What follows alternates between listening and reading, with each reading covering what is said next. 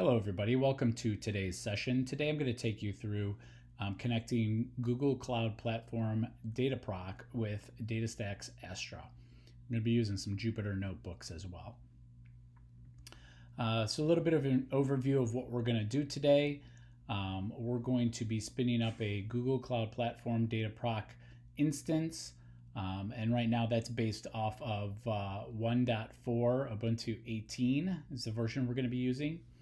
And we're going to be connecting that to Datastax Astra.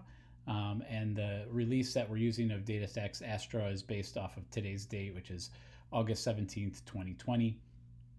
And then the Dataproc instance is going to have some Jupyter notebooks that are associated with it that are based off of some previous Datastax sessions that we've done with a little bit of machine learning. So be able to follow along with those as well.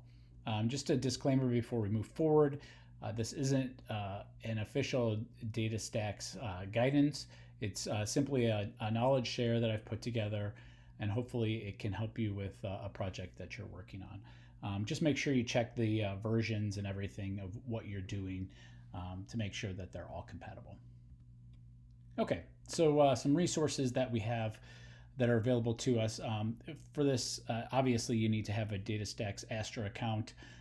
So if you don't have one already, then go and sign up for one. There's a free tier that you're able to use to follow along with what we're doing today. It's very simple to do, very easy. There's multiple videos out there that show you how to do that. I also have a repo, GitHub repo published with all of the code that is needed for this and the steps as well to be able to be successful in creating this environment as well. And then, as I said earlier, this is based off of an original workshop that Datastax had put on. So I've put the link in for that workshop. I'm not going to be going through all of that workshop. In fact, I'm only going to be going through the first notebook to just show the connectivity and everything. But if you want to follow along and get insight into the entire notebook, you can go and sign up for this workshop. It's a workshop on demand, and it will give you a lot more information of what you may be looking for. Okay, so path to success. And these steps are laid out in the repo as well. And I'll be taking you through each one of these steps as well in this video. So first thing you need to do is clone the repo onto your local laptop or desktop. After you've done that, go into that Astra account that you have created, and you need to download the Secure Connection bundle. Once you've done that, all you need to do is take that zip file and place it into the Jupyter/Secure Connect platform or folder in your Git repo that you cloned. Next thing you need to do is rename and modify the Astra Connect package. What this script does essentially is it copies that Secure Connect bundle from your Google Cloud storage onto the local Dataproc cluster, so it makes it a lot easier to connect to Astra, and I'll show that later as well. And then optionally, if you're going to use the gcloud scripting to create the cluster, you'll probably want to rename and then modify that Dataproc creation script. And essentially what that has is a bunch of variables for the different region that you're going to be deploying in, and the Google Cloud Storage bucket that you're using, and a couple other things. So I'll take you through that as well. And then what you need to do is transfer those files to your Google Cloud Storage that you're going to be connecting to the Dataproc cluster. And that'll put all of the notebooks up in Google Cloud Storage. It'll put that secure package and everything that you need to do this demo. And then we're going to go through the create of the Google Dataproc cluster, and we'll either use that Google Cloud script or the Google console. I'll show you both in this video. If you're going to be doing this a lot, then you'll probably want to use the Google Cloud script, the gcloud script. Makes it a lot easier to spin up multiple instances. And then once that's done, it's as easy as accessing the notebooks and running some examples. So hopefully you find this this video informative, and we'll get started right now. Okay, so the first thing that we're going to do is go through some of the resources that we have available to us. The first thing I want to show is the GitHub repository where all of the code and commands and everything can be found. And this is actually based off of this original machine learning with Apache, Spark, and Cassandra workshop that was done. So you can click on here and it'll take you to that webinar that you can sign up for and go through all of the notebooks and everything and learn a little bit about machine learning. And then the original code, the GitHub, can be found at this link right here. Some more useful information is just some installation and steps to complete this this example. You'll notice here that there's a couple of things: clone, change a couple of things, download a couple of things, and then deploy the Dataproc cluster. So one of the first things that you need to do there is go onto Astra. You can see this is the login for Astra. We're going to go ahead and log into Astra, and we need to download the secure connection package, which is located right here: authentication, secure credential, or secure connect bundle. Once that's downloaded, you'll need to put that into the repository where you downloaded, or your GitHub repository. So mine's right here. You're going to place it in this secure connect folder. You can see mine's right here: secure connect Dataproc. And then there's a couple other things that you will need to do prior to moving this code to your Google Cloud storage. So the first thing you'll need to do is in this GCP folder, there's this example Astra Connect package. And what you'll want to do is you'll want to rename that to just Astra Connect package. And then in that, you're going to change this name right here from what I have it as mine to your bucket in your Google Cloud storage. What that does essentially is it moves that Secure Connect package that you downloaded from Astra onto the Dataproc cluster so that it's available from all the nodes to be able to access Dataproc. The next thing that you might need to modify if you're going to be using Google's command line tools, G-Cloud tools, is this Dataproc creation script. I'm going to go ahead and open that, and that's what it looks like in the example that I have. So you'll need to go through and where it says your cluster name, put the cluster name you want to name and your bucket and everything. But for readability's sake, I have one here that I'm going to use just as an example to show what all is needed. And we'll be walking through this a little bit later in the example. But the reason to do the modifications now is so that you can have this script uploaded to G-Cloud. It's not necessary really that it's there, but it's great to have it so that's kind of bundled together with that. So now that I've done this, I am going to go ahead and migrate all of this data then up into to G-Cloud. So now that I've downloaded that secure bundle and I've modified those the files that I needed to modify, what I'm going to do now is I'm going to copy all of that information from that repository up into Google Cloud Storage. So you can see here, indigo-dev, that's my bucket here. Right now there's only one file in it. So I'm going to go ahead and just copy this this command, and you can see right here that I'm already in my Git repository for this code. I'm just going to go ahead and paste that in there, and then I'm going to go and change this your bucket to match my bucket. Go ahead and hit enter there. What that's going to do is it's going to copy everything that's in that Git repository, so those modifications that we made, that secure connection package, everything up into Google Cloud, because that's some of those files are what we're going to use to create the cluster, and then some of the other files are the Jupyter notebooks that we're going to be using for the machine learning. So we can see that operation is complete, so I should be able to go over this bucket, go ahead and hit refresh.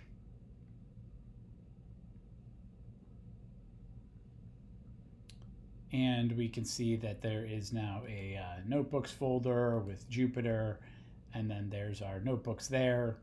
Under Secure Connect, we can see that our Secure Connection package is there.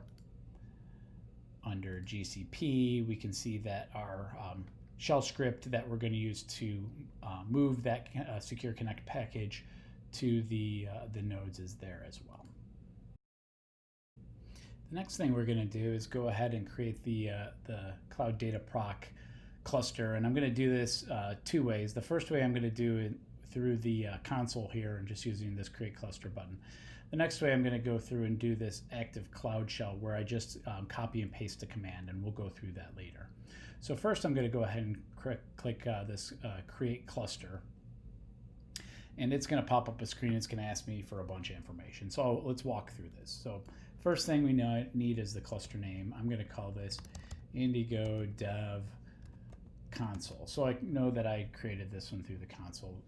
Next couple pieces of information are about where you want the cluster placed and the size of the cluster. So we have regions here, the cluster mode, basically masters and workers, kind of the general configuration of the master nodes, worker nodes, the number of nodes that you want in the cluster. So this is all basically your scaling policy that you want around your cluster and how big of a cluster. Mine's pretty vanilla. I'm just going to do a really small one for this test to show you how it's done, so I'm not going to change any of those. There's also this advanced options that we're going to be changing several advanced options. So I'm going to go ahead and click that to expand it.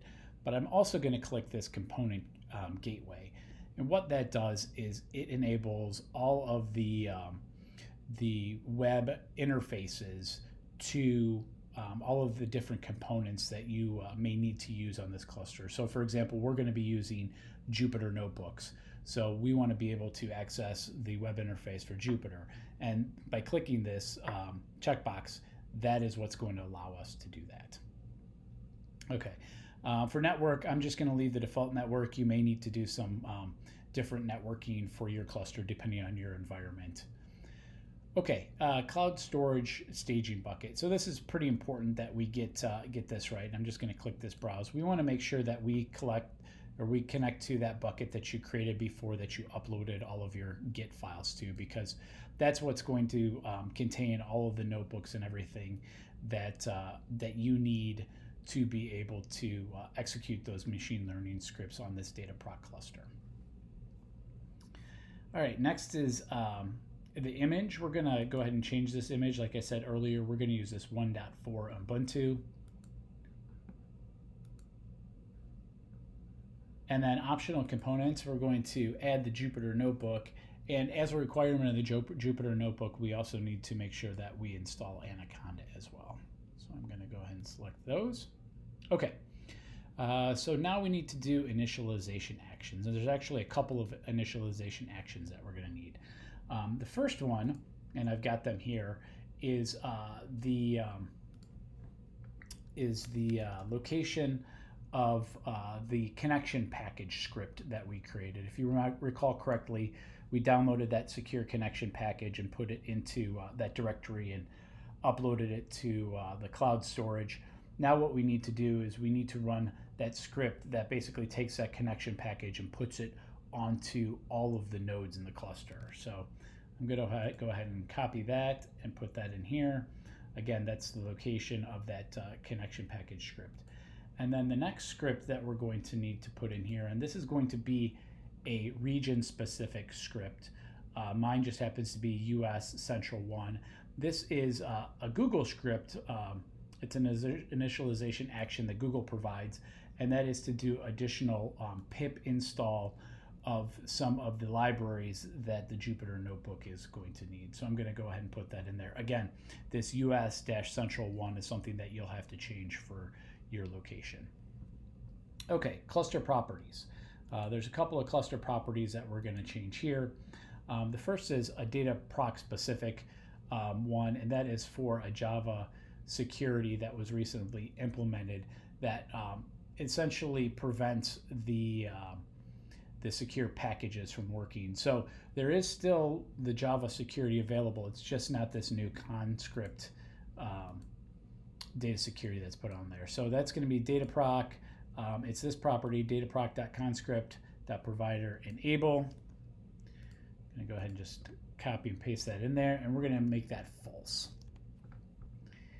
And then we're going to also add another property, and this is going to be a Spark property. And what this does is it tells Spark that I am going to be adding additional jars to my cluster. And the specific jar, and looks like I have a little bit of a typo there. I'm just going to take out that equals. So it's a Spark jars packages, and it is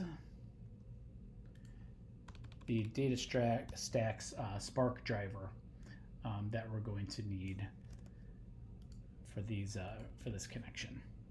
Okay, and then the last thing that we need to do is we need to add additional metadata, and this is going to be some additional pip packages that we need to add. So I'm going to go ahead and change it to pip packages, and I am going to select all of these. And those are going to be the additional pip packages that I need. There's also some additional advanced security and scheduled deletions and stuff. I typically don't change these except for the scheduled deletion.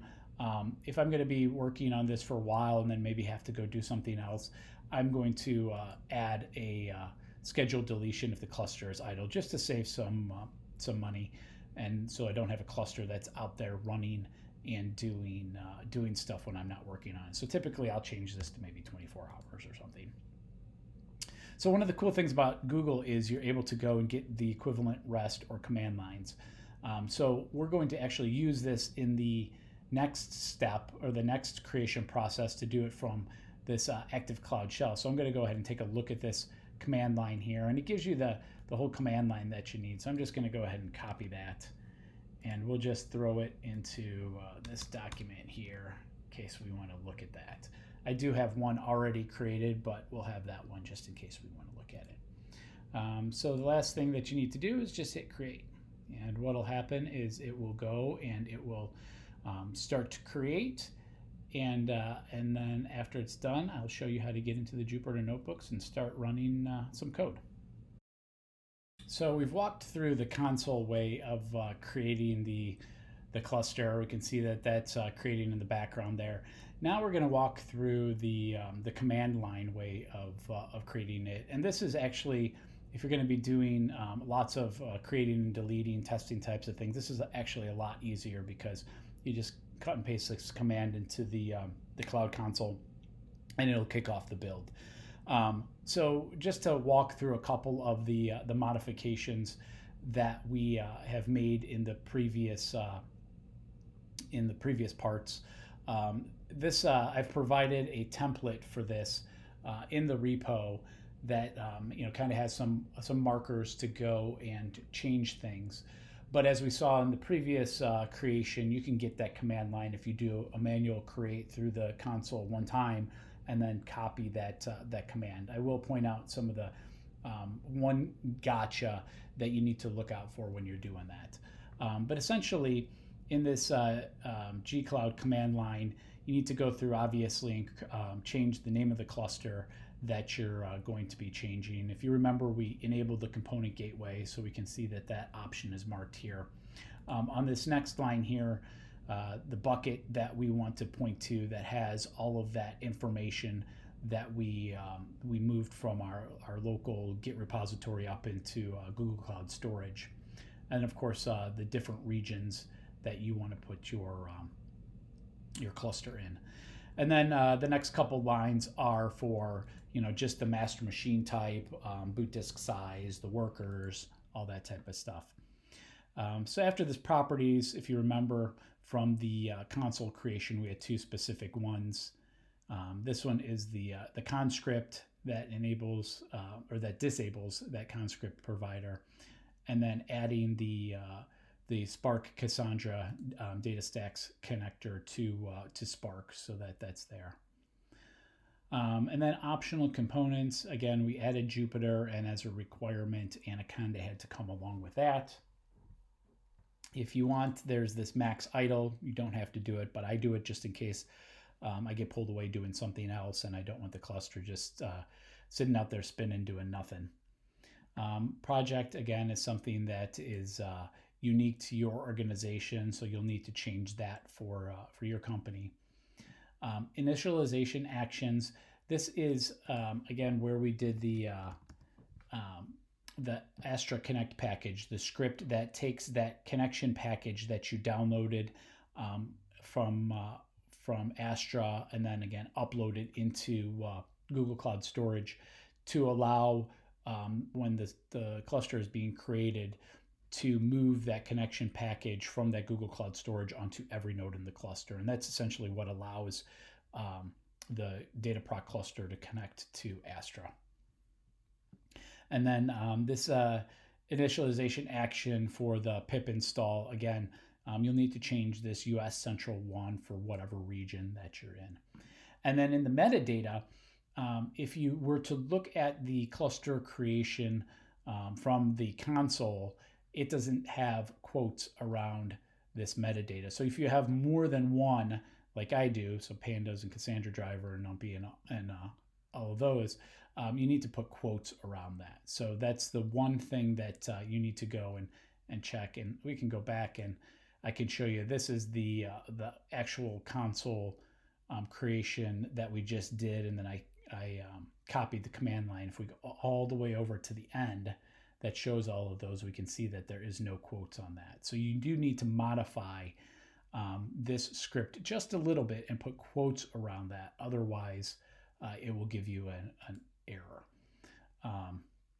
So let's go ahead and do a creation of a cluster using just this. So I'm going to go ahead and take this command line. I have hard wrap on this command, so I can't select this and use it because there's spaces actually after this, and it won't paste right. So I'm going to go ahead and copy this one. We'll go over to Google Cloud, and I'm going to activate this Cloud Shell. And essentially, this is just a terminal in Google that allows you to interact with the Google Cloud and has all of their tools already provisioned and everything in here. So I'm just going to go ahead and paste that action here, and we can see that it's going to go ahead and it's going to start creating that cluster there, and pretty soon we will see that pop up here into the clusters. So once that's done, we'll go through the Jupyter notebooks and show you how to access those and start working with your data. Okay, so now that we got our clusters up and running, I'm going to show you how to get into your Jupyter notebooks and start running some code.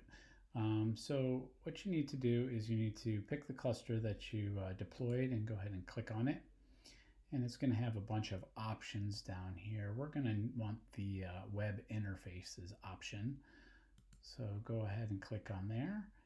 And we're going to scroll down and we're going to look for the Jupyter one and go into Jupyter. And that's going to redirect us to a new page. And there's going to be two different folders you can look in here. We're going to want to look in the GCS. That's the Google Cloud Storage one. So you can see this is where all of that information was that you uploaded from your local repository up into Google Cloud. So I can go over to my bucket here and I'm going to see that same information here in Notebooks under Jupyter, and then that's all of that same information. And I've done an additional thing here. I've renumbered these notebooks from the original webinar 1 through 5, corresponding how they were looked at. And I purposely did that because in this notebook number 1, there's a specific part where you enter all of your Datastax and Astra credentials that you're going to want to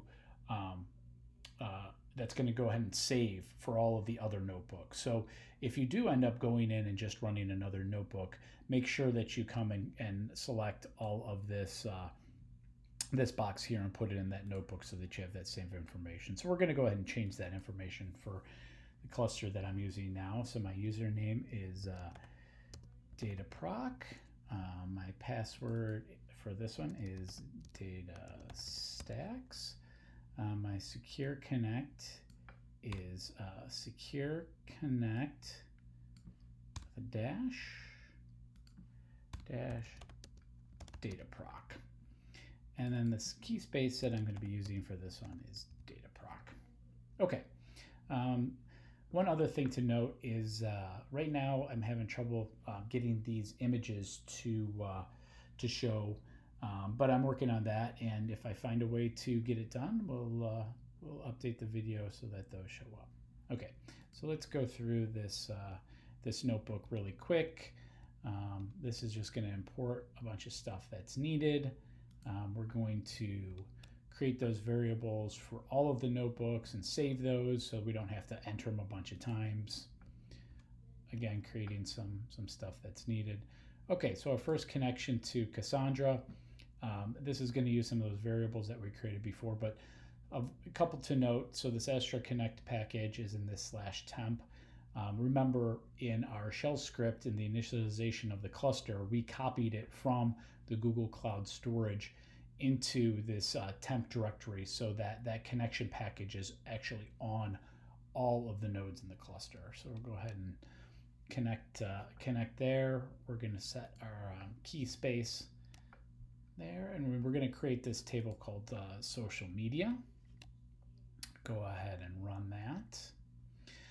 Now it's interesting, what we can do if we want is we can go back over to our Astra cluster, and we can open up excuse me, we can open up this developer studio, and we can go ahead and create a new notebook here. Let's just call it Dataproc.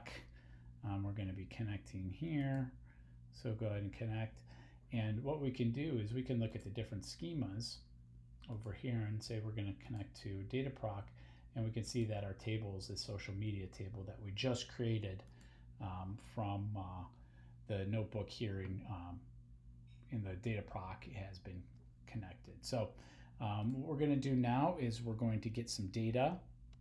And again, this is kind of a little workaround that I had to do, but I'm working on a better solution. I'm downloading that data storage onto the local server so that it's going to then run from the local into the Astra database. So let's go ahead and start putting that data in there.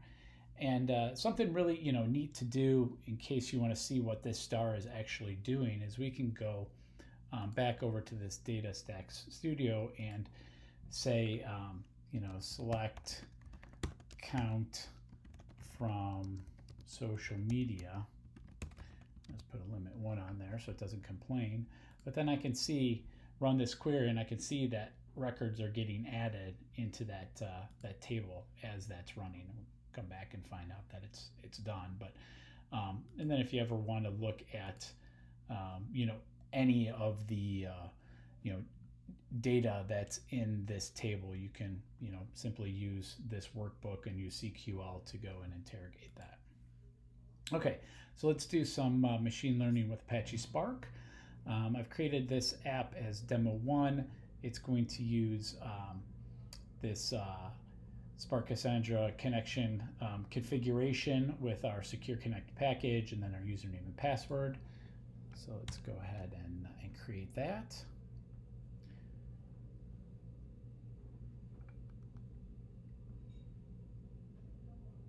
And that's going to run here in a second, and it's going to show us this this table row count pretty soon with that number of rows, 6,621. Again, if we want to verify that, we can go back here, 6,621.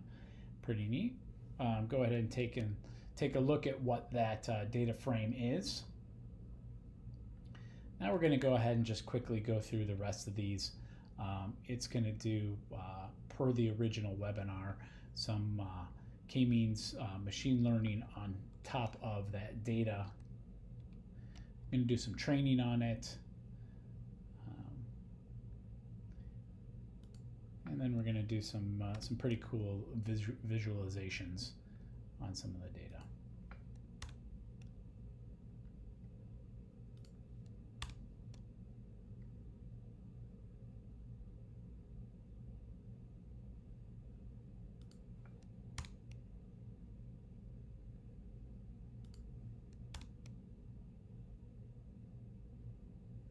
All right, and so that's the end of our session. I'm going to go ahead and drop that table that we created so that if I want to run through this again, I can do that. And I'm going to go ahead and stop Spark. Just something to be aware of if you ever wanted to see the Spark details of what happened in this Dataproc cluster. You can go back to your cluster and you can open up the Spark history server. And it will actually bring up that, see that demo one, that's our session that we just got done running. So pretty neat there. So go ahead and take a look at the original webinar for additional information. And thanks for watching my video. I hope you learned something.